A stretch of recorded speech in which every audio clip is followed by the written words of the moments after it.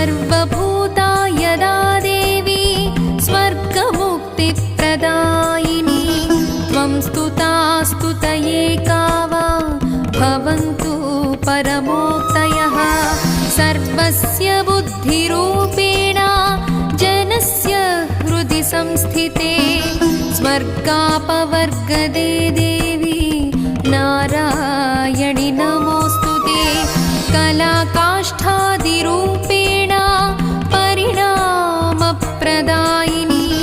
विश्वस्योपरतौ शक्ते नारायणि नमोऽस्तुते सर्वमङ्गलमाङ्गल्ये शिवे सर्वार्थसाधिके शरण्ये त्र्यम्बिके देवी नारायणि नमोऽस्तुते।